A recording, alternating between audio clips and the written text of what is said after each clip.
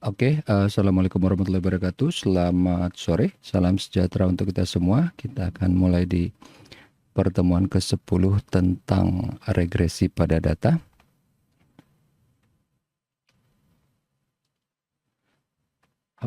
Iya, seperti biasa, ini agendanya. Kita akan membahas review kuliah sebelumnya, kemudian isi kuliah hari ini, dan kalau review mingguan tugas kelompok mungkin kita cuma bahas sekilas gitu ya, kemudian ada preview kuliah berikutnya.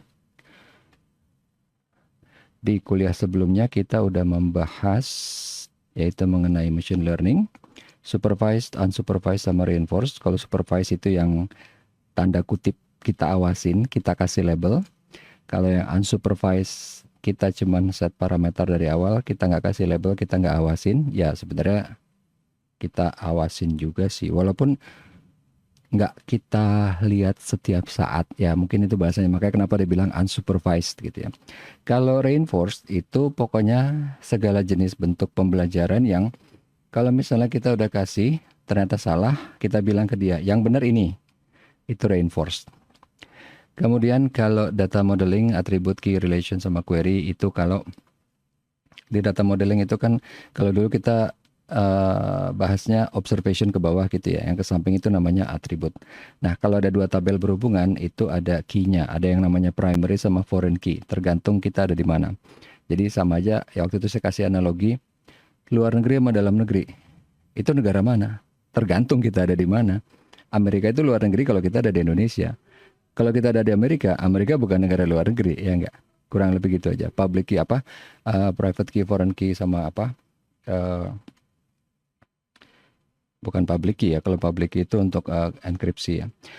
Kemudian relation udah. Dan kenapa kita harus ngejoin tabel atau menggabungkan tabel? Karena kalau kalian bayangin kalau kayak di bank itu mau transaksi, selama ini kan cuma tinggal masukin Bapak nomor rekening berapa gitu kan. Nomor CF berapa, nomor rekeningnya mau yang mana kalau ada banyak gitu kan. Kalau kita tabelnya cuma satu, berarti semua harus diulang dari awal kayak orang pertama kali buka account. Nama siapa, nama awal, nama akhir, nama ibu kandung, tanggal lahir, nicknya berapa. Lama banget kan. Kalau ini kan nggak, tinggal nomor account, kita langsung ngambil tabel yang bersangkutan, tabel customer misalnya gitu kan, langsung keluar datanya semua. Itu kenapa perlu di join gitu, perlu di menggunakan beberapa tabel. Yang ketiga tentang data mining. Jadi kalau di data mining waktu itu yang paling gampang analoginya yang saya kasih adalah kayak orang mau nambang emas. Dia ngegali 100 kilogram tanah untuk dapat 1 gram emas. Dikit banget kan? Tapi kenapa mau?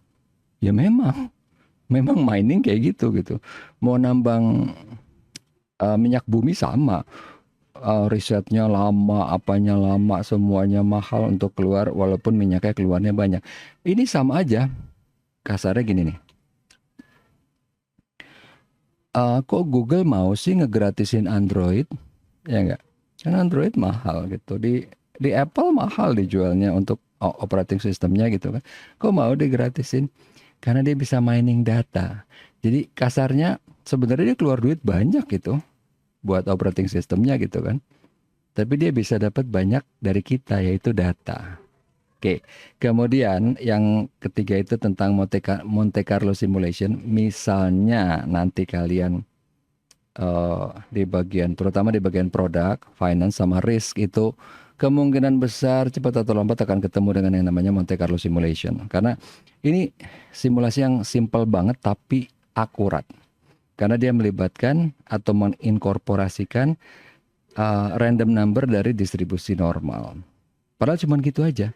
Itu udah bisa bikin dia akurat. Itulah power dari si random number itu. Oke, yang keempat, bagaimana si big data itu digunakan di sport gitu. Terutama kalau misalnya di Formula 1 mungkin nggak terlalu kelihatan, padahal situ banyak banget dipakai. Kalau kalian pengen tahu, di Formula 1 eh kok bisa dipakai Pak? Nggak kelihatan, kita nggak tahu. Yang gampang gini aja. Kenapa Formula 1 itu bautnya Satu bautnya aja harganya $3.000. Bukan cuma masalah biaya ya. Dia itu harus ngukur tekanan seberapa yang jangan terlalu keras, jangan terlalu lembek. Jadi waktu dia di apa namanya ditembak pakai itu kan, pakai si apa namanya pembuka baut yang berbentuk kayak pistol gitu kan. Nah itu tekanannya berapa newton meter harus pas, nggak lebih nggak kurang, dan bukanya gimana, tutupnya gimana. Karena kalau zaman dulu itu cuma pakai palu kan, pakai palu sama pakai baut diginin ceting gitu. Karena saya nonton videonya di YouTube gitu ya. Nah, selain dari itu apa aja, apa lagi? Ya yang kemarin yang paling gampang antara tadi malam Indonesia Jepang bola ya. Kalau yang dulu yang Indonesia lawan siapa tuh yang wasitnya Bahrain itu kan. Nah, itu kan biasanya kalau bola sering kelihatan penguasaan bolanya siapa, ininya siapa. Kalau misalnya normal itu nanti di itu apa di statistik itu pasti berbanding lurus dengan skor akhir. Jadi kalau dia emang paling banyak nguasain bola, pasti golnya paling banyak. Kurang lebih gitu. Itu untuk memprediksi. Oke, sekarang kita masuk ke materi hari ini yaitu tentang regresi pada data. Jadi regresi kan kita sering banget dengar dulu ya zamannya SMA, mungkin zamannya kuliah juga gitu kan. Nah, di mata kuliah yang lain gitu maksudnya. Jadi kalau si regresi itu apa? Sebenarnya simple banget. Jadi ini udah ada historical data nomor 0 nih sampai 8. Ini udah ada. Nah, kita cuma pengen tahu nih, ini begitu ada entry baru, dia kira-kira CO2 emissionnya berapa? Prediksi. Karena kan mungkin gini, kita mikir, ah Pak, nanti kan kalau ada mobil yang dua, ini kan engine size dalam cc ya, ini silinder, ini fuel consumption, ini emisi CO2-nya.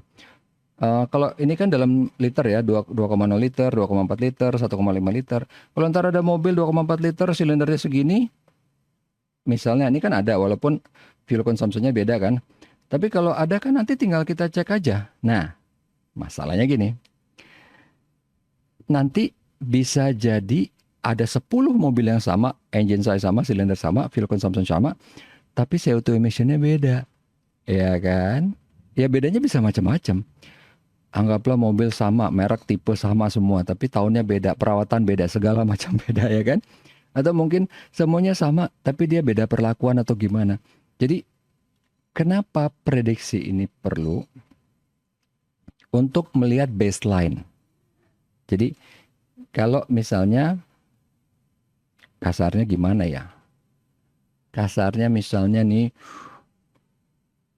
saya bawa ke hal yang simpel dulu ya. Ini ada orang mau berantem, yang satu keker banget gitu kan, yang satu biasa aja. Baseline-nya kita, oh yang keker pasti menang. Ya kan? Itu prediksi sesuai dengan data yang ada.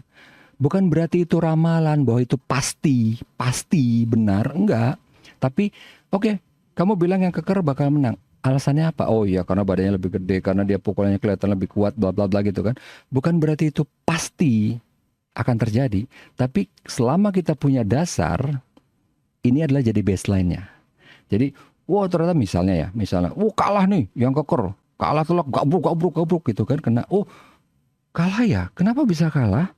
Oh ternyata misalnya misalnya gitu ya, yang kurus nih apa dulu menang juara UFC atau mungkin dulu adalah tentara Special Force James Bond, apalah gitu kan, kita nggak tahu gitu. Tapi oh iya berarti apa ini kita bisa treat sebagai kasus khusus atau gimana gitu? Karena baseline-nya nih harusnya yang keker yang menang. Itu prediksi. Nah sama aja dengan di sini, misalnya nih, nanti kita prediksi. Katakanlah misalnya harga apa namanya CO2 emission-nya katakanlah 250 nih. Ternyata ada mobil yang sama bukan 250. Pak, berarti salah. Enggak, itu baseline. Jadi kalau misalnya ternyata ada, nanti kita akan lihat errornya, kita akan koreksi segala macam. Itu maksudnya. Jadi, nah, di sini kita akan bikin regression modelnya gitu kan. Kita mau memprediksi CO2 emission dari mobil based on apa tadi? Based on dari engine size, silindernya, kemudian fuel consumption-nya. Nah, kemudian di sini tipe regresinya itu ada macam-macam. Jadi tipe regresinya di sini sebenarnya bukan macam-macam sih, cuma dua. Ada simple regression sama multiple regression. Ya dari namanya aja udah kelihatan gitu. Simple berarti cuma satu variabel. Multiple itu terdiri dari banyak variabel. Maksudnya apa, Pak? Jadi Kan ada independent variable, ada dependent variable. Kan regresi itu Y sama dengan AX plus BC. Nah, Y itu kan adalah yang kita cari. Y itu adalah dependent variable. X itu yang kita lihat historical datanya, itu adalah independent variable.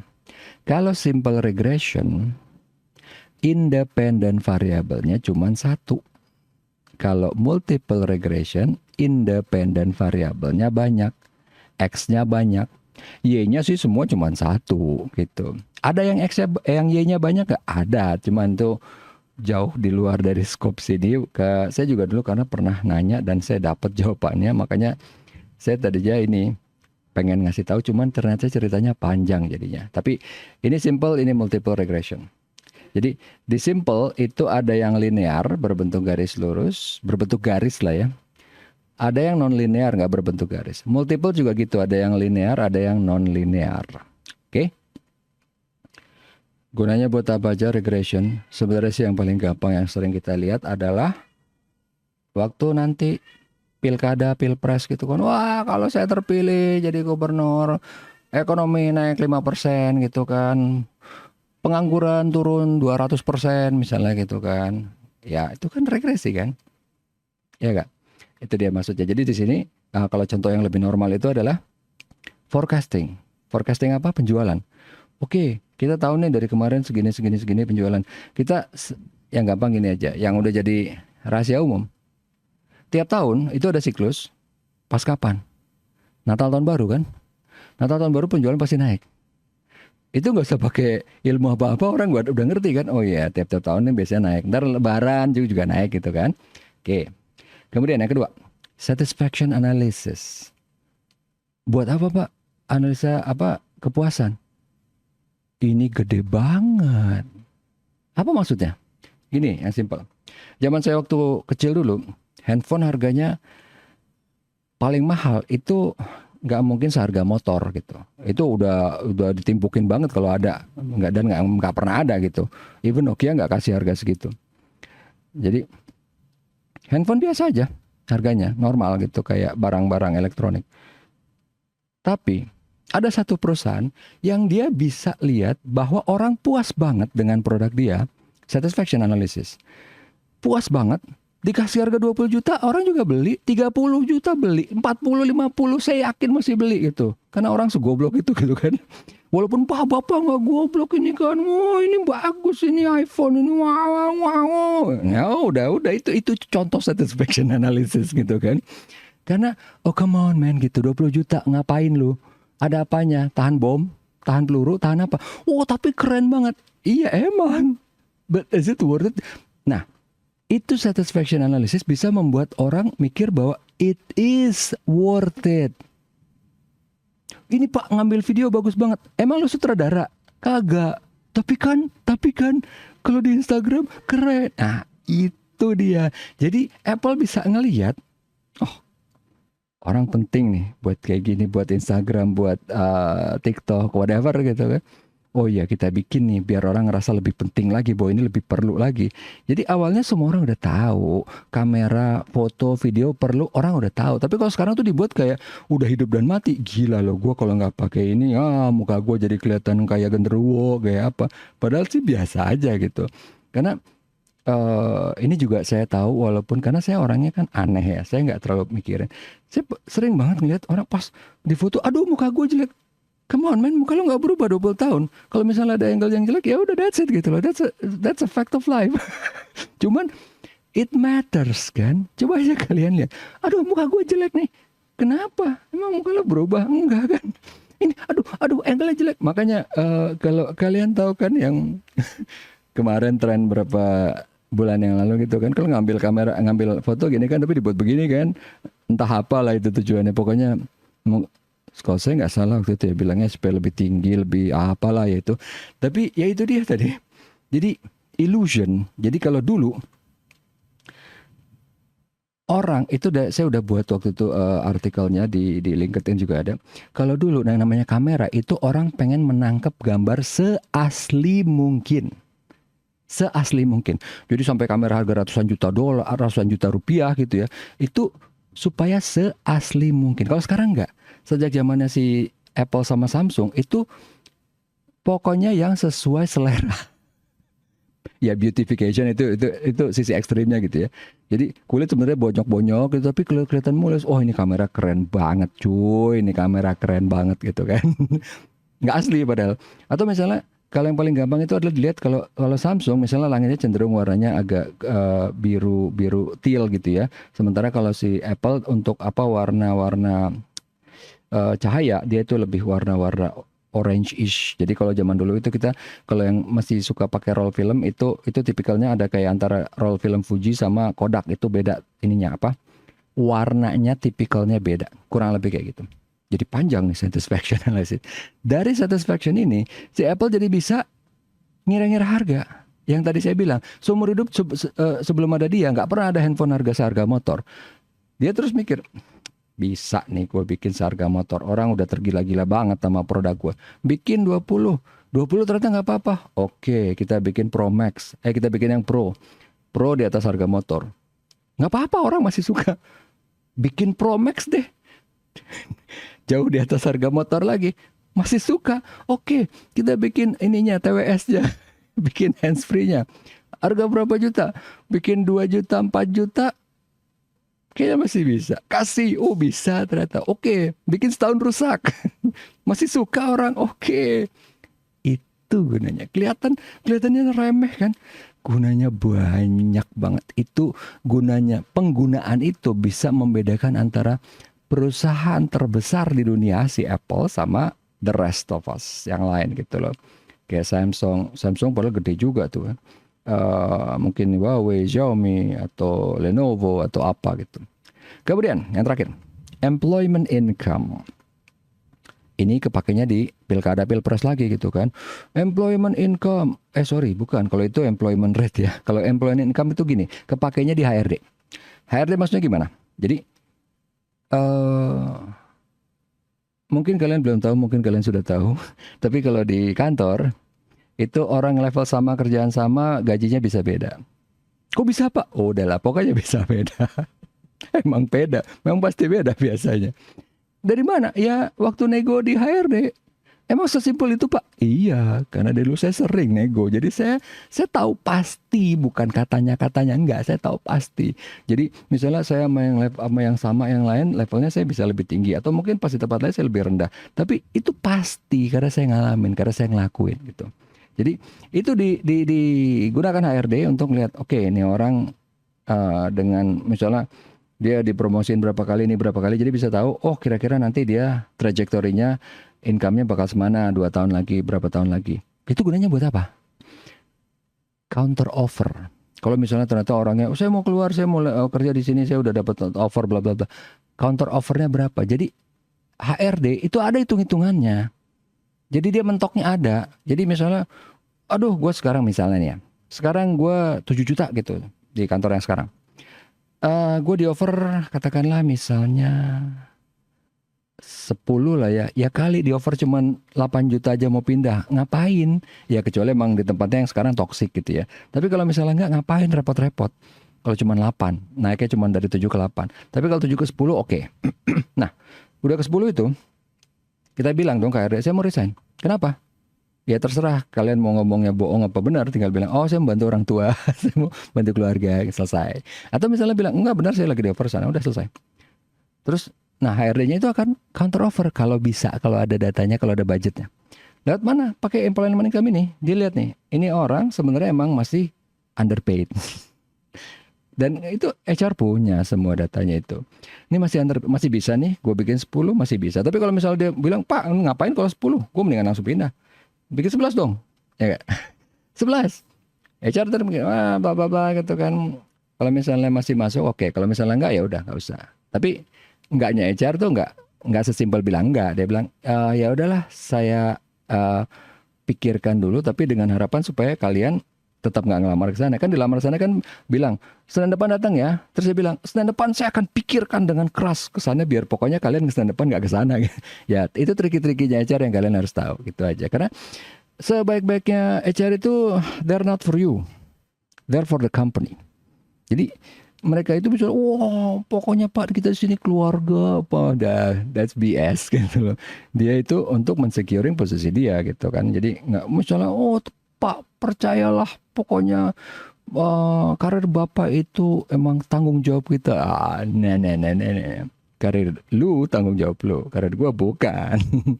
You're not Santa Claus, you're not anything gitu kan. So don't BS me gitu. Oke.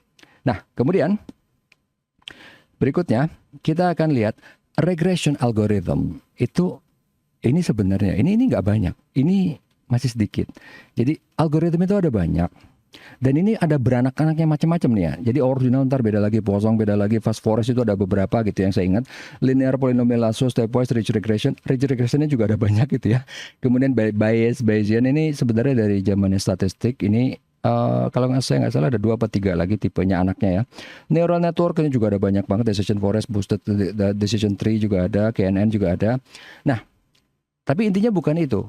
Intinya bukan, aduh Pak, harus diingat semua. Enggak, bukan kayak gitu, bukan kayak gitu. Kasarnya gini. Di kamar kalian, misalnya kalian punya kamar di rumah atau kos gitu ya. Di kamar kalian barang ada banyak kan? Coba. Mungkin ada 100, mungkin lebih. Emang begitu kalian kantor tuh barang dibawa semua? Enggak kan? Tapi kalian tahu kapan yang perlu, apa yang perlu. That's it, itu aja. Jadi ini algoritma ini itu bukan buat bikin orang berat pusing gitu kan. Aduh, harus diapalin semua. Enggak. Yang penting kita tahu, oh ada segini. Kita simpan. Begitu kita ada problem, wah kita perlu algoritma yang kayak gini. Tinggal kontrol F, cari ada nggak yang sesuai dengan yang kebutuhan kita. Kalau enggak, berarti yang next best thing-nya yang agak-agak sesuai ada nggak, kurang lebih kayak gitu. Jadi intinya bukan buat banyak banget gini bla bla bla, enggak. Everything dalam hidup ini banyak ya. Kalian pas di kantor emang orangnya cuma berdua? Kagak kan, banyak. Lagi naik motor naik mobil di jalan ada beberapa banyak mobil situ, banyak kan, biasa aja. Molekul udara ada banyak. Jadi kalau misalnya banyak, harusnya kita wow, berarti for my every needs kita bisa tahu yang mana kita mau pakai. That's it, itu aja. Oke, nah kemudian kita sekarang akan ngelihat ke simple linear regression yang paling sederhana. Jadi di sini using linear regression to predict continuous value. Jadi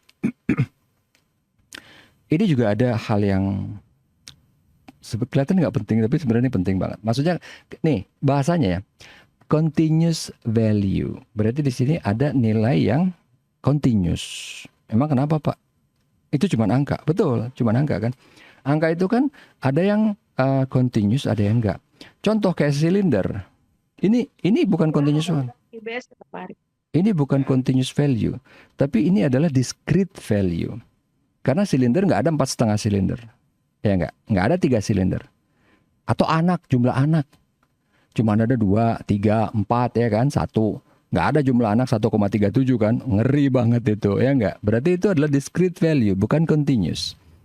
Kalau engine size ini masih bisa, ada 2,1, 2,2 silinder, kok silinder sih, cc, 2200 cc, 2100 cc, 2400 cc. Jadi 1000 itu adalah 1 liter ya. Jadi 2,0 liter sama dengan 2000 cc gitu. Jadi ini pun penting banget karena saya sering banget gitu yang lihat pas di project ini hasilnya berantakan karena apa? Dia pilih discrete value. Padahal di sini harusnya continuous. Kita mau memprediksi continuous value di sini, bukan discrete. Nggak boleh discrete karena hasilnya jadi aneh gitu. Ya kayak tadi aja. Kamu anaknya berapa? Saya cuma 3,7 gitu. Ngeri gitu kan orang. Apaan nih, Dracula apa nih? Ya kan? Itu udah hal yang simple aja gitu. Cuman masalah discrete sama continuous, cuman masalah ini nilainya integer apa float. Nah, bahasanya kalau di Excel gitu kan, integer apa float. Kalau integer yang 2, 3, 4, 5 gitu kan. Sementara yang float itu yang 0,036543 gitu, yang koma-koma. Oke? Itu hal yang kecil. Cuman itu sering bikin masalah. Yang saya selalu bilang gitu ya, orang selalu kepleset kerikil. Nggak ada kepleset gunung. Gede banget gunungnya. Oke. Nah, kemudian si linear regression topology itu apa? Jadi ini kan simple linear regression yang tadi saya bilang independennya apa, dependent variabelnya apa, multiple juga. Kalau multiple nih lihat ya. Ini C automation ini Y-nya kan, ini X-nya 1. Ini Y-nya, X-nya ada engine size sama silinder. Jadi X-nya lebih dari 1. Bisa berapa Pak? Bebas 2, 3, 4, 5, 6, 7, 8, 9, 10. Emang bisa Pak? Banyak. Oh pernah. Waktu itu excess sampai berapa belas gitu pernah. Nggak apa-apa. Tergantung emang kalau modelnya memang mengharuskan bisa. Cuman ini lagi. Nanti waktu buat model kasarnya gini nih. Ini yang gampang nih, yang gampang ya. Apa sih yang mempengaruhin mahasiswa mendapatkan nilai bagus? Ya nggak? Mempengaruhi nilai bagus? Sebenarnya variabelnya banyak kalau mau, ya nggak? Tapi kita lihat kalau di statistik itu ada yang namanya kan correlation, analysis of variance segala macam. Jadi variabel itu bisa banyak, bisa ratusan. Tapi itu ngaruh nggak sebenarnya? Subjektif bagi kita ngaruh, tapi sebenarnya ngaruh nggak gitu. Jadi variabel-variabel yang mempengaruhi mahasiswa mendapatkan nilai bagus, yang baseline-nya ya, yang simpel adalah pertama, waktu yang dihabiskan untuk belajar mata kuliah tersebut. Itu kan. Yang kedua, disiplinan dia. That's it, udah, cuma dua. Sebenarnya kan kita bisa masukin banyak, bisa masukin misalnya apa sih, keasikan dosennya, kegantengan dosennya, cara nerangin dosennya, atau mungkin mood kita saat lagi kuliah, mood kita pas lagi UTS atau lagi UAS, atau mood orang tua kita karena pas kita lagi mood UTS kita dimarah-marahin orang tua jadinya pusing nggak bisa belajar pas UTS jelek. Banyak, bisa ratusan, bisa ribuan. Mungkin juga iklim, cuaca gitu kan. Wah, pas lagi mood UTS hujan terus basah bla bla bla gitu. Banyak banget. Tapi mana yang benar-benar matter? Wah Pak, itu matter buat saya. No. Kita ngeliat statistik. Buat 100 orang, buat 1000 orang, buat 1 juta orang, buat 100 juta orang gitu. Yang matters buat mereka semua. Average. Itu dia maksudnya. Jadi di sini mau ngeliat, oke, X-nya apa nih? Independent variabelnya apa? Kalau emang perlu banyak kita pakai banyak. Tapi kalau misalnya cuma perlu 2 kita pakai banyak. Ngapain? Karena itu akan nanti berefek negatif. Oke, lanjut. Nah, how does linear regression work? Jadi gimana sih caranya? Ini adalah historical data yang 0 sampai 8 ini ya, ada 9 baris di sini. Nah, ini misalnya scatter plotnya, walaupun ini nggak korelasi dengan ini ya, karena kan ini jumlahnya banyak banget. Nah, misalnya kayak gini, dari sini sekilas visual aja kita bisa ngelihat bahwa ini berbentuk linear, garis lurus kan. Karena kan bentuknya ya memang ngumpul, tapi kan bentuknya membentuk garis dia kan, dari kiri bawah ke kanan atas. That's it. Simple linear kan. Karena kita di sini mau pakai X-nya cuma 1, ini yang simple linear. Nah, terus gimana caranya dia bekerja? Nah, dari sini kita udah tahu bahwa ini bisa ditarik garis. Nah, kemudian nanti kita akan lihat gimana cara buat garisnya. Tapi misalnya garisnya udah ada. Pak, kenapa harus begini? Kenapa nggak geser dikit? Nggak masalah. Yang penting pokoknya dia berada di sini garisnya. Nah, dari garis ini kita langsung buat nih titiknya, koordinatnya kan. Oke, engine size 2,4. Kemudian di sini untuk sini apa sih? Emission. Ini engine size 2,4, kita bisa tahu emissionnya berapa. Dapatlah di sini 214. Walaupun di sini di 2,4-nya ada banyak nih kan.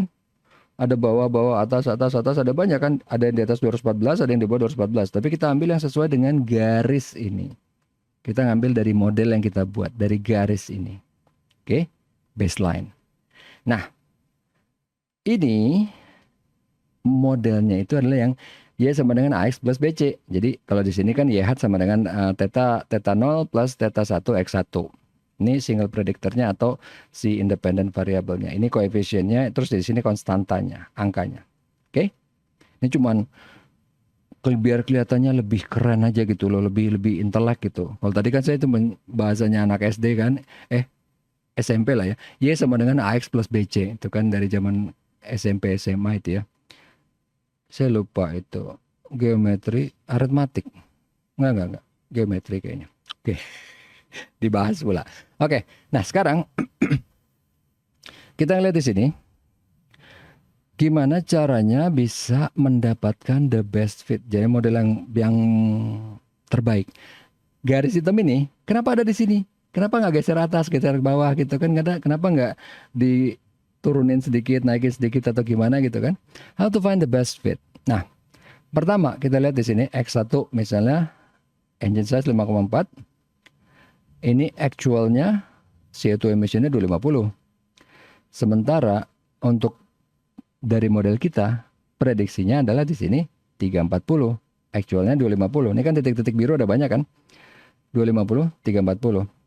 Nah, di sini berarti kan ada selisih antara model kita dengan actualnya kan? Selisih antara model kita dengan actualnya. Tadi kan engine size 5,4, di sini actualnya 250 untuk CO2 emission-nya. Sementara di model kita prediksinya 340. Berarti selisihnya ini kan 90. Bisa 340 kurang 250 atau 250 kurang 340 nggak masalah, karena di sini nanti akan dikuadratkan. Jadi yang minus pun akan jadi plus. Mean square error. Kenapa dikuadratin? Karena gini. Kenapa kita pakai kaca pembesar? Karena akhirnya kita melihat sesuatu jadi lebih besar kan? Kenapa kita pengen melihat sesuatu lebih besar? Karena kita pengen lihat lebih detail. Itulah yang terjadi dengan quadrating di sini. Jadi, kenapa dikuadratin? Selain untuk menghilangkan negatif, dia juga kita pengen lihat secara lebih detail. Kalau misalnya ada selisih, seberapa besar. Walaupun jadinya nggak proporsional, benar nggak? Kayak tadi kan, pakai kaca besar, mata saya kelihatan jauh lebih besar kan? Tapi itu perlu untuk ngelihat. Nanti dia bisa dinormalin lagi kok. Tinggal diakarin. Oke? Nah, ini kan tadi estimating parametersnya. Oke, ini CO2 emission-nya, ini engine size-nya. Pak, ini angkanya rumit banget. Kagak. Gampang kok. Jadi pertama nih, untuk dapetin modelnya ini ya, Y sama dengan AX plus BC atau Y sama dengan theta 0 plus theta 1 kali X1, itu pertama, untuk yang mana dulu nih? Untuk yang engine size dulu nih ya.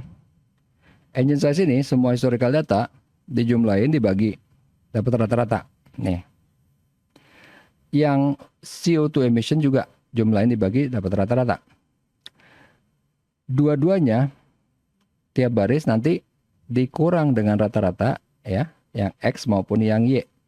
Jadi ini baris pertama 2,0 kurang 3,03 dikali 196 dikurang rata-rata yang ini ya 226,22. Ini berdua dikali, kemudian yang baris kedua juga berdua dikali, baris ketiga juga, kemudian semuanya dijumlahkan, dibagi dengan yang di bawahnya ini adalah engine size dikurang rata-rata dikuadratin.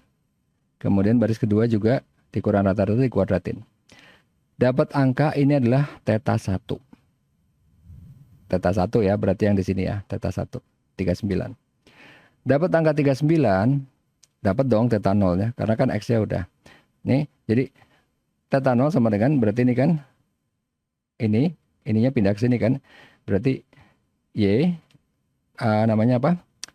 Kalau ini kan Y hat yang dicari, kalau ini adalah average-nya kan, Y dikurang theta 1 kali X, X average gitu ya, ini Y average. Jadi 226,22 dikurang 39 kali 3,03. Dapatlah theta 0-nya 125,74. Dapatlah di sini persamaannya Y hat-nya sama dengan 125,74 tambah 39X. Udah gitu doang. Dapat persamaannya. Kemudian di sini ini ada satu lagi hal kecil nih. Tadi kan persamaannya 125,74. Kenapa di sini buletinnya ke bawah? Kenapa nggak ke atas? Kalau di Excel buletin ke atas kan?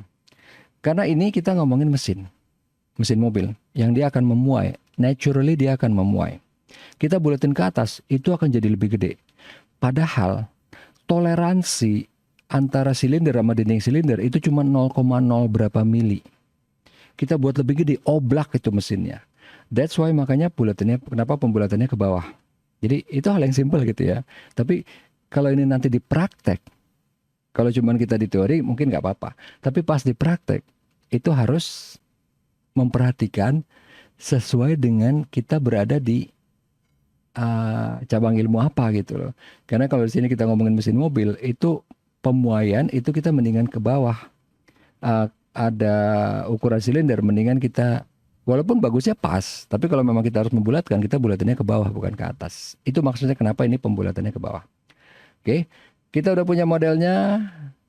Kita masukin di sini 2,4-nya dapat adalah CO2 emission-nya 218,6. Udah gitu doang. Nah, kemudian apa sih keuntungannya regression?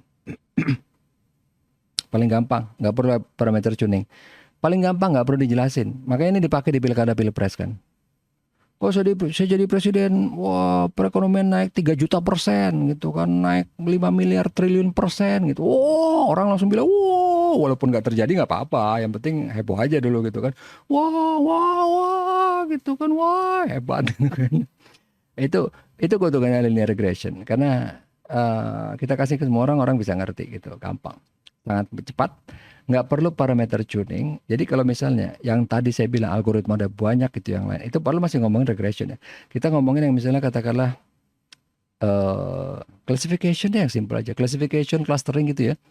Misalnya kita ternyata dapetnya jelek, bukan berarti modelnya salah gitu. Ternyata cuma parameternya aja yang perlu di-tuning. Ya kayak kalau mungkin kalian lagi punya motor gitu ya. Jadi sebenarnya motor masih baru, tapi kok suara kasar gitu kan. Bos, mesinnya salah. Enggak, mesinnya nggak apa-apa, nggak salah. Ternyata yang salah misalnya, ini yang simpel aja. Saya nggak ngomongin hal yang rumit masalah mesin. Yang simpel aja ya. Apa yang salah ternyata? Ya bensin cuy, bensinnya diisi solar gitu kan. Ya hancur lah. Mesin sehat, busi sehat, pengapian sehat, koil sebuah sehat, aki sehat. Ya kan? Salah doang parameternya. Di siapa? Solar. Iyalah, asik kan. Efeknya gede, gede efeknya. Walaupun apa cuman parameter tuning.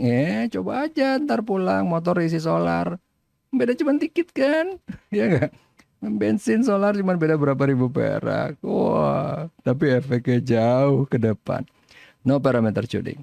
Easy to understand and highly interpretable. Jadi itu gampang dimengerti. Sekarang perekonomian berapa? Naiknya 4% misalnya. Saya jadi presiden 10%. Wah hebat loh. Walaupun belum terjadi gitu ya. Baseline aja kan. Hebat loh. Hebat dia. Gila. Jenius. Hebat banget. Wah ini adalah Satrio Piningit. Wah ini Wong Kili. Wong Cilik. Wong apalah itu kan. Hebat dia. Belum terjadi pada. Tapi highly interpretable kan. Orang jadi bisa lihat. Oh iya.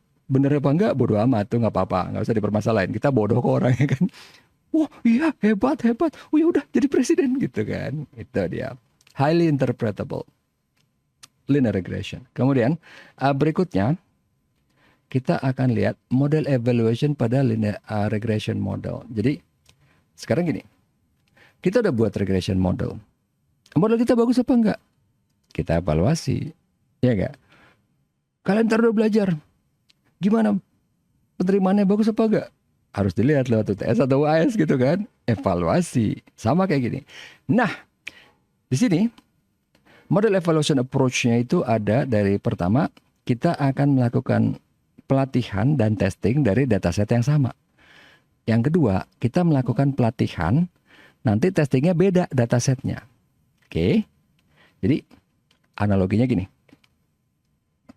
Kalian dikasih pelajaran, nanti pas UTS atau UAS soalnya adalah dari materi. Lah Pak bukannya emang gitu? Enggak. Zaman saya waktu kuliah enggak gitu. Zaman saya waktu kuliah yang dipelajarin apa, yang keluarnya apa gitu. Dua-duanya ada pro konnya, ada keuntungan kerugiannya. Karena dulu sebel banget itu kan. Apa gunanya gua belajar? Karena yang keluar bukan dari materi, asik kan? Nah, best approach for most accurate resultnya gimana? Jadi di sini, ini kan kalau kita, yang kita belajar di semuanya, nanti tesnya adalah bagian dari yang kita pelajarin. Dan ini bukan kaidah normal sebenarnya, karena nanti ada yang lain kan. Nah di sini, keuntungannya apa? Pasti akurat, karena apa? Dia ngambil, dia pelajarin dari semua yang dia training. Pasti akurat, tapi ada kekurangan yang sangat fatal nanti kita lihat. Jadi di sini kan ini trennya semua, testingnya segini, ini dapat predictionnya, tinggal kita lihat errornya berapa, bla bla bla gitu kan. Ini tadi errornya ngitungnya dari mana? Lihat aja contoh nih, yang ke-6 nih. Ke-6 actual 232, prediksi 234, berarti selisih 2 kan. Ini lihat lagi, ini selisih 1, ini selisih 0, ini selisih 2, tinggal dijumlahin. Jadi error di sini, kalau tadi kan kita lihat kan, dikurangin baru dikuadratin biar hilang minusnya. Bisa juga kita pakai absolute. Kalau tadi kenapa kita pakai kuadrat? Kenapa kita pakai absolute? Kita pakai kuadrat kalau kita kayak kaca pembesar. Kita pengen melihat perbedaan sekecil apapun kita pengen melihat. Nah, kenapa kita pakai yang absolute? Biasanya memang angkanya nggak terlalu aneh, nggak terlalu kecil.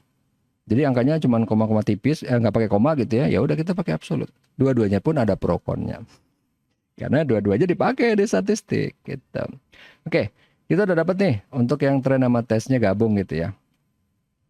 Nah, trend and test on the same dataset. Ini entire datasetnya, trainingnya segini. Nah, testingnya ngambil bagian dari hasil yang bagian dari trainingnya. Di sini keuntungannya apa? High training accuracy. Jadi ini pasti tinggi akurasinya karena apa? Loh, soal yang keluar dari materi kok training akurasi tinggi. Tapi out of sample accuracy-nya rendah. Kalau misalnya ada soal yang sama cuma diputer dikit aja, udah nggak bisa. Low out of sample accuracy. Di sini ini kekurangannya. Dan ini overfit. Overfit itu adalah momok bagi para data scientist atau data analis. Jadi kalau awal-awal saya sering lihat gitu ya, kalau pas saya lagi ngebimbing project atau apa, selalu pasti overfit. Waduh, ini Pak, kenapa nih? Semuanya udah benar. Di atas kertas bagus gitu. Tapi pas begitu dikasih data yang beda, langsung berantakan dia. Overfit. Itu dia maksudnya. Kemudian, apa itu training and out of sample accuracy? Jadi kalau training accuracy itu maksudnya itu tadi bahwa dia begitu dikasih soal, kalau selama soal itu masih dalam materi, dia pasti bisa. Tapi ini overfit. Jadi dia benar-benar terpaku pada yang ada di materi. Kalau materinya bagus gak apa-apa. Kalau materinya jelek, nah itu masalah gitu kan. Ini overfit kekurangannya di sini. Nah, out of sample accuracy itu kalau misalnya kita ngasih data yang benar-benar beda. Bukan outlier ya, tapi data yang beda aja. Datanya masih sejalan dengan secara keseluruhan, secara general, tapi dia bukan outlier, tapi dia cuma data yang nggak ada aja di training. Akurasi jadi rendah. Itu dia. Oke. Nah, yang kedua ini adalah train testnya di split. Lihat di sini ya. Nge-train cuma segini. Jadi testingnya ini. Ini bukan bagian dari training ya. Kalau ini kan training cuma sampai segini. Ini bukan bagian dari training. Oke. Ngelihat errornya sama aja kayak tadi. Tapi kita di sini mau ngelihat untuk train split evaluation approach. Jadi kalau yang ini kan tadi yang train testnya gabung gitu ya. Di sini high training accuracy, low out of sample. Kalau di sini train test yang di split, trainingnya beda, testingnya beda, dua-duanya mutually eksklusif gitu ya, saling tidak merupakan anggota yang lain. Ini lebih akurat untuk evaluation on out of sample accuracy. Tapi di sini sebenarnya memang lebih bagus, tapi kekurangannya ini ada, tapi kekurangan ini adalah general di mana-mana. Jadi garbage in, garbage out. Kalau kita masukin data sampah, mau kayak gimana pun keluar sampah. Jadi ini sangat-sangat tergantung dari data yang kita masukkan untuk training, gitu.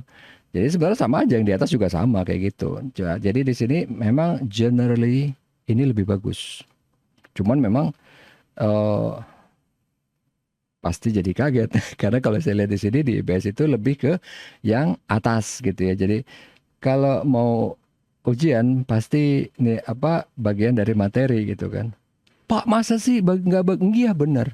Jadi kasarnya gini, kalau saya waktu dulu itu ya, waktu ujian itu benar-benar kayak nggak ada hubungannya sama materi.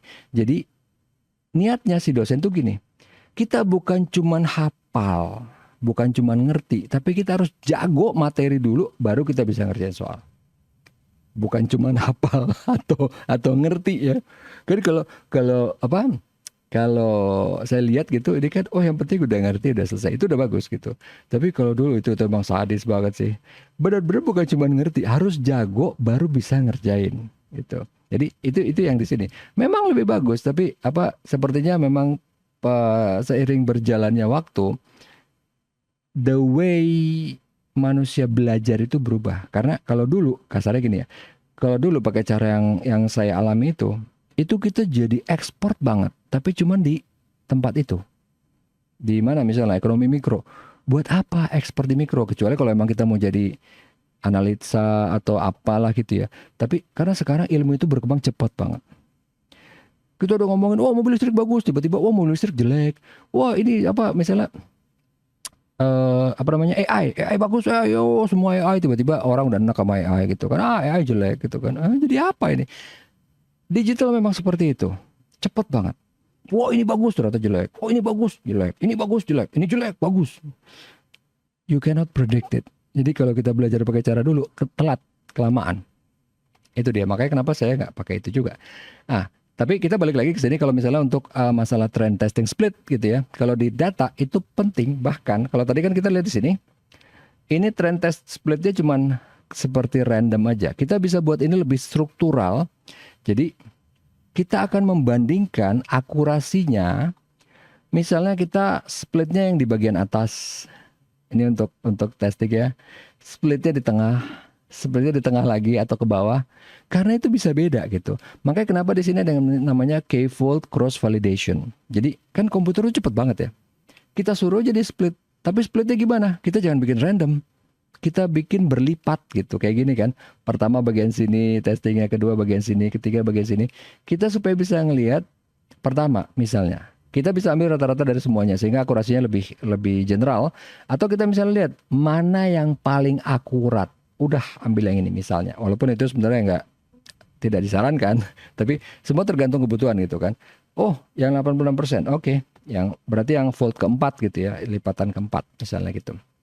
Oke, kemudian sekarang kita melihat nih evaluation matrix di model regresi. Maksudnya apa? Maksudnya gini. Nah, jadi ini sekarang mulai banyak angka-angka keriting gitu ya. Maksudnya gini. Ini sebenarnya cuma ngomongin error kok, lihatnya, ya kan? Actual prediction, ya kan? Kemudian dilihat average-nya. Ini kan ada 4, berarti kan selisih dijumlahin dibagi 4 dong, jadi average-nya. Ini kemudian dilihat absolutnya, karena kita nggak kuadratin di sini kan. Nanti ketemu kalau di statistik itu ada yang namanya mean average error, mean square error, root mean square error. Nah, ini mean square error tadi kan dikuadratin. Kalau mau dinormalin lagi, kita akarin, namanya root mean square error. Udah gitu doang. Ini statistik mah kelihatannya doang, aneh, kelihatannya susah. Padahal sebenarnya pas lihat, alah, lu gitu doang. Tapi gini, kenapa kita perlu ngerti? Bukan berarti kita ngitung, karena nanti yang ngitung adalah komputer. Kita perlu ngerti, begitu ntar komputer ngeluarin angka, kita harus tahu artinya apaan. Karena itu sering banget kejadian kan. Udah ngitung, hasil 2,3. Apa ya maksudnya 2,3 ini? Itu dia. Untuk bisa bercerita tentang angka 2,3, kita harus tahu rumusnya. Yang pertama. Yang kedua, kalau misalnya ntar angkanya out of range atau aneh, kita harus tahu, oh ini angka out of range. Di mana kita bisa tahu? Kita dari rumusnya. Gitu. Jadi nggak misalnya kan, wah keluar nih angka 37. Kita langsung mikir 37 ceritanya gimana ya. Padahal 37 itu nggak valid gitu. Harusnya nggak segitu. Kita harus balik lagi melakukan parameter tuning. Itu dia maksudnya. Kenapa? Pak, yang lakuin komputer, ngapain kita belajar rumusnya? Oh, penting banget. Pertama supaya kita bisa cerita begitu komputer ngeluarin angka. Kedua, supaya kita bisa mereview hasil kerja komputer. Untuk bisa mereview kita harus tahu rumusnya, ya nggak? Oke? Lanjut.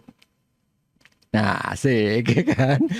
Tenang aja. Ini again yang saya bilang tadi, statistik kelihatannya rumit perlu enggak. Jadi ini yang tadi mean average error yang di sini nih. Melihat selisih dibagi dengan 4 karena ini kan 4 kan predictionnya. Itu average error. Simple banget.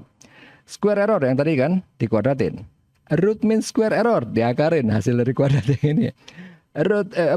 Ini root average error bukan. Ini adalah ngambil dari yang si average error yang di atas. Ini dilihat selisihnya dengan si y-hatnya. Kemudian diabsolutkan baru dibagi. Ini root average error, ini root square error. Nah, jadi kalau ini dia menghilangkan negatif dengan cara diabsolutkan, kalau ini dengan cara dikuadratkan. Tapi ini efeknya hilang karena apa? Kalau ini kan kuadrat ya, 1. Ini perlu diakarin. Kalau ini nggak perlu diakarin lagi karena apa? Pembaginya pun dikuadratin. Sehingga hasilnya jadi normal gitu. Nah, jadi R kuadrat di sini adalah 1 dikurang root square error yang ini gitu.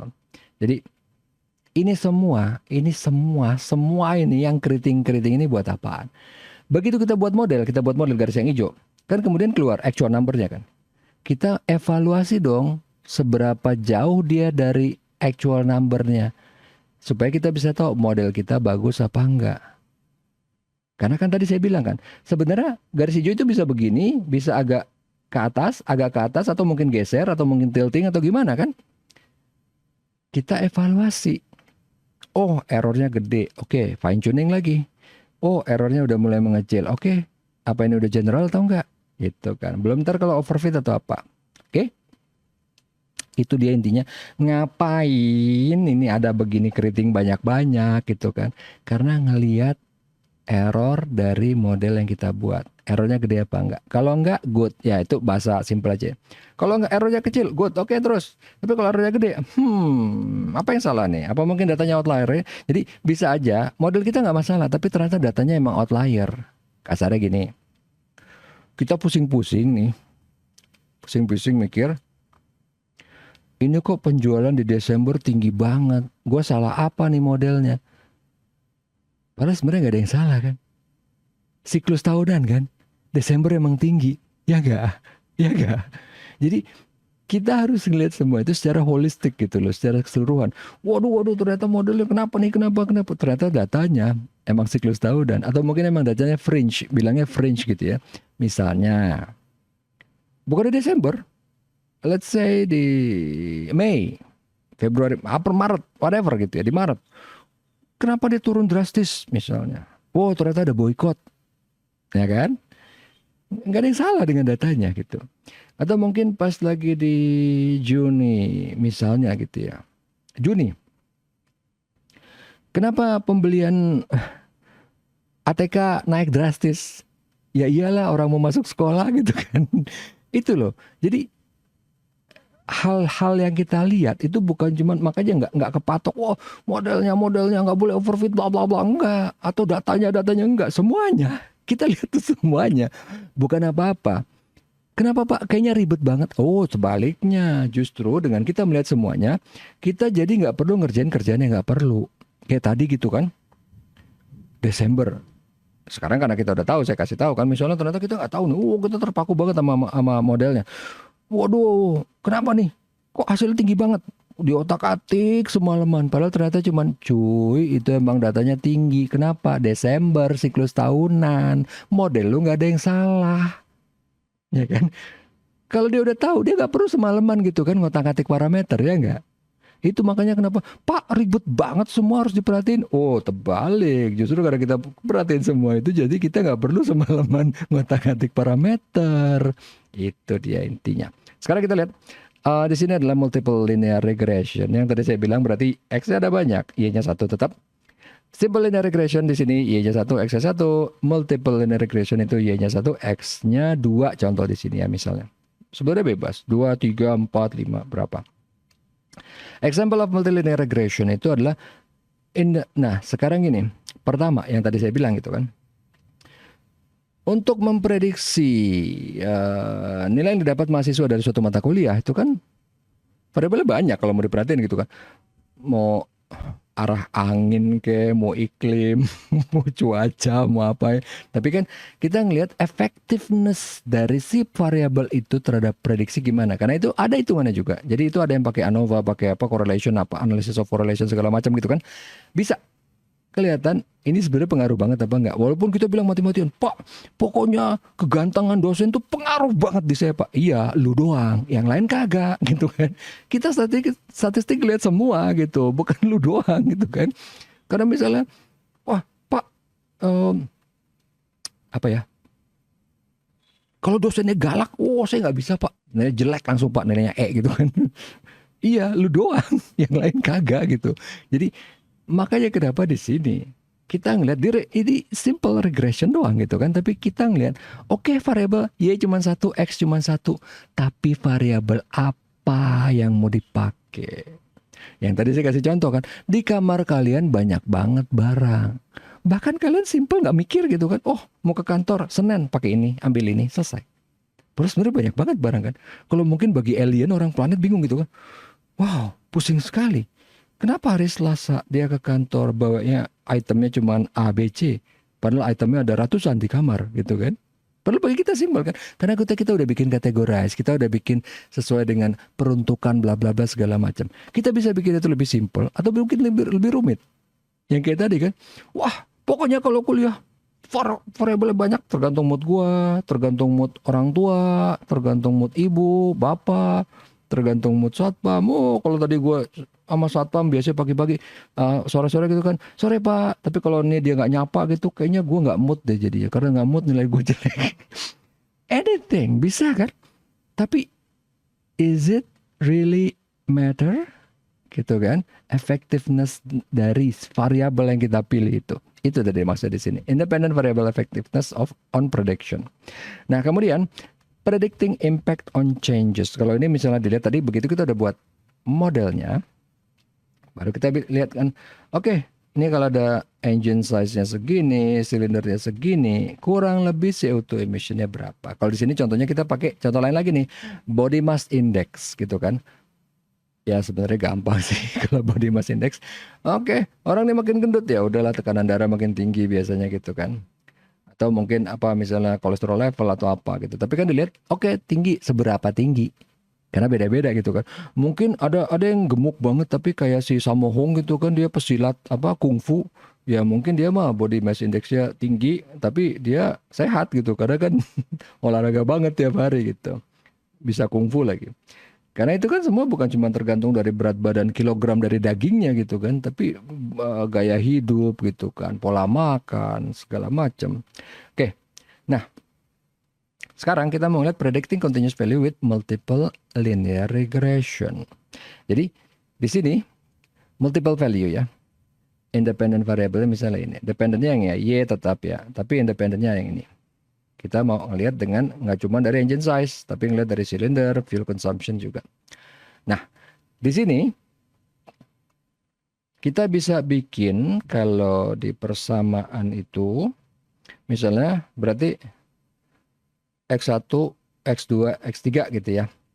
Nah, ini kita bisa bikin matriks kayak gini, walaupun kelihatannya rumit, padahal enggak loh. Jadi kita buat jadi matriks sehingga dia sebenarnya tetap satu dimensi.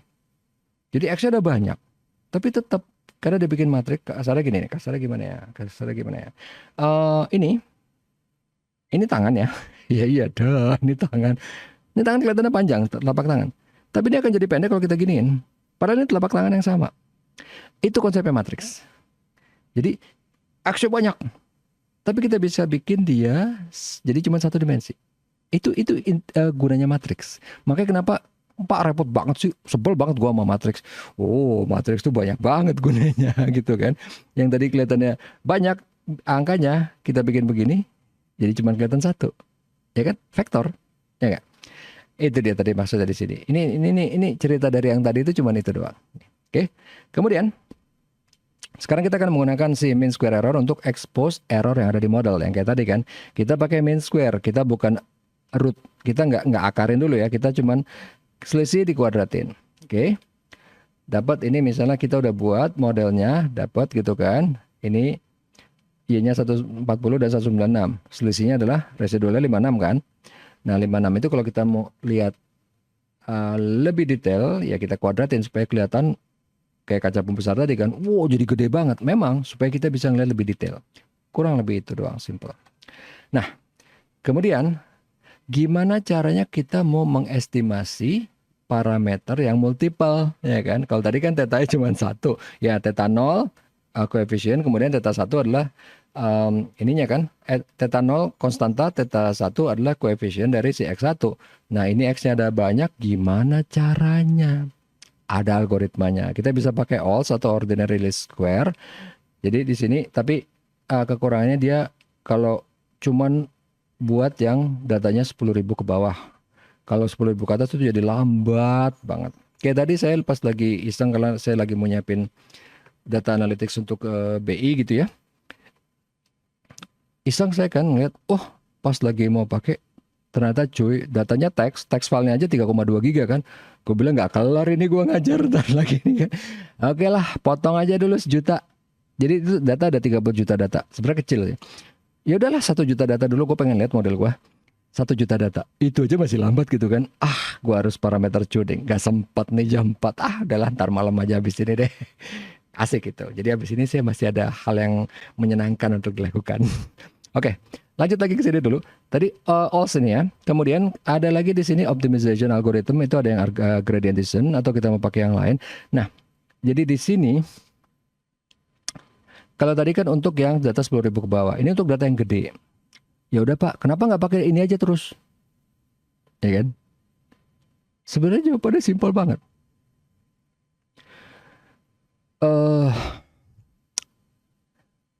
Kita mau membunuh makhluk besar, misalnya badak gede banget, ya kan? Badak gede banget. Kita ngebunuh nggak bisa pakai pistol gitu kan. Oh, kita pakai bazooka, juga mati, ya kan? Selesai urusan. Tapi bukan berarti gara-gara bazooka itu, wah ada nyamuk nih, pakai bazooka jeger gitu kan? Enggak kan? Ya enggak? Simple itu aja. Simpelnya itu aja. Jadi, Pak, kenapa nggak semua pakai gradient descent? Enggak, karena semua ada peruntukannya masing-masing, ada pro konnya. Gradient descent bukan berarti kelebihan semua, ada kekurangan juga gitu loh. Makanya kenapa all tetap dipakai, kenapa regresi tetap dipakai, padahal udah ada clustering, udah ada classification, karena semua ada tempat di dunia ini. Jadi ada orang jelek, ada orang cakep. Kenapa nggak cakep aja? Karena nanti yang cakep jadi nggak cakep. Orang itu jadi cakep karena ada yang jelek. Coba yang jeleknya nggak ada semua. Ini yang cakep jadi orang aja, bukan orang cakep. Ya enggak? Simpelnya gitu aja. Ya kan? Oke, lanjut. Nah, kemudian kita akan lihat di sini making prediction with multiple linear regression. Jadi X ada banyak yang tadi kan. Nah, ini kita nggak akan membahas mengenai gimana cara bikin model yang tadi pakai ALS atau pakai gradient descent. Kita cuma di sini bilang, oke, modelnya udah ada nih. Kita akan masukin ke sini sehingga keluar CO2 emissionnya 214,1. Beda tipis sama yang tadi 214,2 gitu ya. Jadi udah ada, oke. Nah, kemudian di sini masalahnya kayak tadi gitu kan. Kita udah tahu, wow, bazooka buat ngebunuh badak. Kapan bazooka tuh kita pakai? Ya walaupun kalau bazooka itu common sense kan, tapi kan kalau untuk kalian ini nggak common sense. Kapan kita pakai, kapan enggak gitu kan? Apa nyamuk doang nggak boleh pakai bazooka? Kalau pakai tawon boleh nggak tawon? Misalnya ada musang boleh nggak gitu kan? Itu dia kan. Kapan kita pakai, kapan enggak? Itu semua tergantung, pertama kita bisa ngeliat secara visual. Nanti ada di slide berikutnya. Kemudian berapa independent variable yang harus kita pakai? Jadi kayak tadi kan contohnya, wow untuk ngelihat mahasiswa ini nilainya berapa di kuliah itu harus berapa banyak faktornya. Ya kalau mau diterusin bisa banyak, tapi yang benar-benar pengaruh berapa? Itu di statistik ada yang namanya ANOVA. Kita ngelihat korelasi dan seberapa besar pengaruh dari si variabel ini terhadap variabel dependent. Itu aja. Nah kemudian kalau ini nanti kita lihat di slide berikutnya dalam bentuk visual gitu ya. Apakah independent variabelnya continuous apa enggak? Nah, kalau ini tergantung memang dari industri masing-masing. Kita lihat gitu kan. Sebenarnya common sense aja gitu. Kalau kayak engine size, ya pasti continuous. Tapi kalau cylinder, itu pasti discrete, itu pasti integer gitu kan. Yang lain-lain itu tergantung. Kalau mau yang gampang nih ya. Pak, banyak dong yang dipelajarin. Enggak, simple aja. Kalau kayak misalnya saya waktu itu jadi konsultan, yang gampang tinggal nanya, Pak, ke klien ya, ini variabelnya apa nih? Ya kita pakai bahasa awam aja. Pak, ini koma-koma apa enggak nih Pak angkanya? Udah gitu aja, selesai. Dapat. Kemudian, apa linear relationship between dependent sama the independent? Nah, ini tadi yang saya ngomongin pas di statistik gitu kan. Ada hubungan apa enggak? Ada nih hubungannya antara mood saya dengan nilai. Oke, ada. Seberapa gede? Nah, that's itu kan. Ada, oke, tapi seberapa gede? Gitu. Lanjut. Kemudian kita ngomongin kalau non-linear. Non-linear ini, nah contoh misalnya kayak gini. Dia nggak berbentuk garis. Kita mau tarik garis pun nggak bisa gitu kan. Errornya gede banget di sini kan. Makanya di sini non-linear kita pakai yang berbentuk ya either itu dibilangnya logaritmik atau pangkat gitu ya. Jadi sehingga modelnya garis birunya itu dia berbentuk logaritmik. Oke?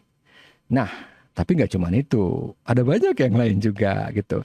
Jadi di sini regressionnya itu ada yang linear, kita udah tahu, kuadratik, ada yang cubical gitu kan, ada polinomial juga ada di sini. Nanti di sini kita lihat ada yang menarik. Apa itu polinomial? Jadi kan kalau pangkat-pangkat gede banyak nih ya, pangkat 2, pangkat 3, pangkat 4 gitu kan kelihatannya keriting ya. Kita bisa bikin dia jadi polinomial, pangkatnya satu semua, ini cuma tinggal jadi X1, X2, X3. Kalau ini kan X-nya sama, cuma pangkatnya beda. Jadi ini tinggal kita buat kayak gini. Analogi prinsip yang sama dengan tadi matriks. Matriks banyak itu kan kita bikin segini. Kalau kayak tadi ini pangkat-pangkat, kita tinggal buat dia semuanya jadi pangkat satu. Cuman X-nya ada beda-beda, multiple linear regression. Bisa dibuat kayak gini juga bisa. Ini yang namanya tadi ordinary least square gitu. Oke. Kemudian ini tadi non-linear regression, berarti dia nggak berbentuk garis lurus gitu kan, biasa aja, nggak ada yang aneh. Ini cuma rumusnya pakai apa gitu kan. Makanya tadi saya bilang dia bentuknya logaritmik. Pangkat X di satu sisi, kalau kita mau tarik ke bawahnya adalah logaritmik. Nggak, itu nggak perlu dibahas, tenang aja. Pak, kayaknya makin rumit. Nggak, kan kita coba sampai di mata kuliah ini. Nanti kalau misalnya emang mau masuk ke kursus saya yang data analitik, mungkin nanti akan ke sini. Cuman kan sekarang enggak lah. Oke, nah kemudian linear versus non-linear regression. Jadi, kapan sih kita pakai linear, kapan enggak? Jawabannya simpel. Lihat aja dari datanya. Datanya bentuknya gimana? Berbentuk garis nggak? Iya, ya udah pakai linear. Datanya nggak berbentuk garis, nggak pakai linear, ya kan? Inspect visually. Kemudian lihat dari akurasi. Maksudnya gimana? Misalnya datanya berbentuk garis. Kita pakai persamaan yang let's say yang kayak tadi gitu, yang logaritmik atau apa. Akurasinya pasti rendah. Akurasinya rendah. Jadi tinggal kita lihat nih, oh akurasi rendah. Fine tuning lagi nih parameternya. Either mungkin kita salah modelnya, mungkin ternyata kita salah dari awal. Harusnya linear pakai non-linear atau sebaliknya. Kemudian, how should I model my data if it display non-linear? Jadi misalnya dia non-linear gimana? Nah, non-linear itu ada banyak. Ada polinomial, ada non-linear regression, atau mungkin gini. Kita mentransform datanya. Maksudnya gimana? Kayak matriks tadi. Jadi sebenarnya datanya itu non-linear. Tapi kalau kita transform jadi begini. 3 dimensi jadi 2 dimensi, 2 dimensi jadi 1 dimensi. Dia jadinya misalnya linear. Kemungkinan besar biasanya kayak gitu. Tinggal kita transform. Tapi transform itu pasti akan ada datanya itu jadi berubah gitu ya. Walaupun sebenarnya kalau untuk model nggak masalah. Cuman semua itu tetap ada keuntungan kerugiannya. Kapan kita pakai, kapan enggak. Itu aja. Oke. Nah, ini materi sudah selesai. Kita mau ngelihat. Jadi kalau waktu itu kalau saya nggak salah sih ini kita udah sempat bahas, cuman nggak apa-apa. Sebentar, kita ini dulu. Oh jangan lupa kalau untuk quiz. Jadi sebenarnya saya udah buat ya quiznya yang built-in langsung di AddLink, tapi saya belum pakai di sini. Jadi kemarin saya uji cobakan di kelas reguler dan ternyata berhasil. Tapi di sini karena emang masih pakai yang Google Form, jadi nggak masalah. Nah, kalau di sini, oh ya satu lagi gini, ini aja deh, secara general aja, simple aja dulu. Untuk yang tugas kelompok pengganti UAS. Jadi yang gampang gini. Apapun itu, kita mau buat pertanyaan, misalnya kan, student mental health. Oh, apa sih pertanyaan yang kita mau jawab? Apa yang bikin orang stres gitu? Apa yang bikin mahasiswa stres? Buktinya apa? Oke, lihat dari statistik deskripsi gitu kan. Oh, mahasiswa ini stres. Kenapa dia stres? Oh, kolomnya ada banyak gitu kan. Oh, dia kebanyakan ngambil mata kuliah misalnya. Atau dia misalnya pernah dibully apa-apa gitu kan, dia mengalami diskriminasi atau apa gitu. Sehingga nantinya kita bisa memprediksi, oh kalau mahasiswa ini dibully, dia bisa stres. Itu simple banget gitu kan. Jadi kita lihat pertanyaan apa yang kita mau jawab, tapi itu bukan hal yang simple. Jadi bukan yang misalnya penyebab mahasiswa stres adalah ini, itu deskriptif doang. Kita mau carinya adalah prediktifnya gimana. Dari data baseline ini kita bisa memprediksi. Wow, kalau mahasiswa ngambil kebanyakan dia bisa stres. Apa buktinya? Nih baseline-nya. Dia misalnya kalau dibully, ya walaupun kita semua udah tahu gitu kan, orang dibully ditoyor-toyor ya pastilah stres. Tapi apa buktinya? Ini baseline-nya. Misalnya ada lagi. Kombinasi dari semuanya memang bikin stres, tapi jadi berapa kali lipat, ya kan? Simple gitu. Kemudian yang B nih, misalnya data Fortune 1000 gitu kan. Oke, perusahaan apa sih yang gede-gede nih? Dia gedenya bidang apa sih? Bidang apa sih yang bikin gede? Bidang apa sih yang profitable? Ya nggak? Ternyata perusahaan gede itu nggak semuanya enak buat tempat kerja gitu kan. Walaupun misalnya nggak enak, tapi kan kenyataan hidup berat ya. Kadang-kadang kan lo di Amazon jelek, kenapa lo kerja sih? Cuy, duit nggak bohong. Gue nggak punya duit buat bayar kontrakan misalnya gitu kan. Tapi paling nggak kita tahu, oh si Amazon ini jelek nih buat kerja gitu. Jadi nggak mesti semua perusahaan yang gede itu oh enak buat kerja atau apa. Tapi paling nggak kita tahu, ini perusahaan yang gede-gede. Pertama, dia bisa gede karena apa? Lihat dari line of industry-nya apa. Lihat dari apakah dia CEO-nya masih masih orang foundernya apa enggak. Pernah ada CEO perempuan atau enggak atau apa. Jadi dari hal-hal yang itu, ingat ya, hal yang kecil itu bisa pengaruh. Orang kepleset karena kerikil, ya kan? Itu yang B. Kemudian kalau yang C, data online courses, ini kita ngelihat pertama nih. Kalau di sini efeknya lebih tidak terlihat, walaupun ada.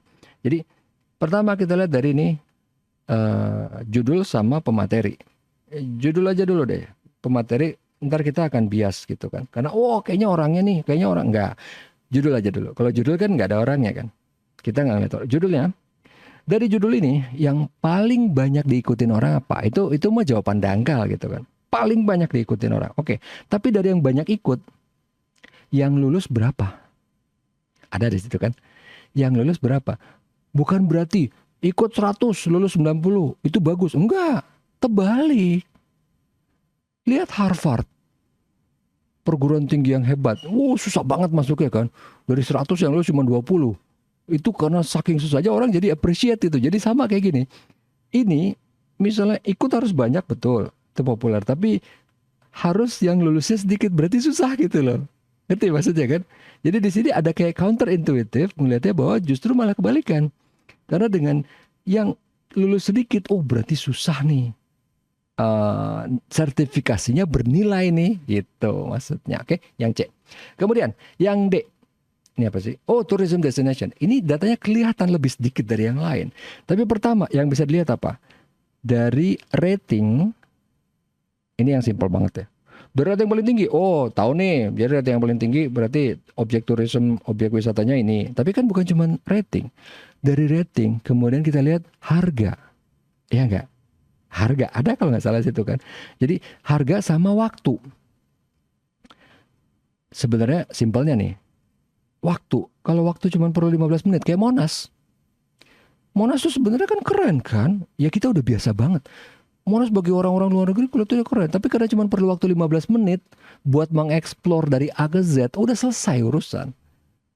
Nggak ada yang aneh. Kan kalau kayak Dufan, walaupun Dufan udah jelek misalnya sekarang kan. Tapi Dufan kan untuk mengeksplor dari A sampai Z itu perlu waktu 6 jam.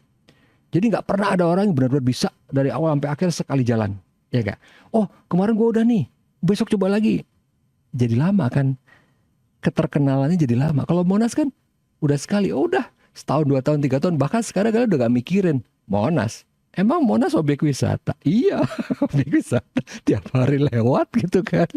Bagi orang luar kan, wow, keren. Tapi emang cuma perlu waktu 15 menit. Itu ngaruh gitu.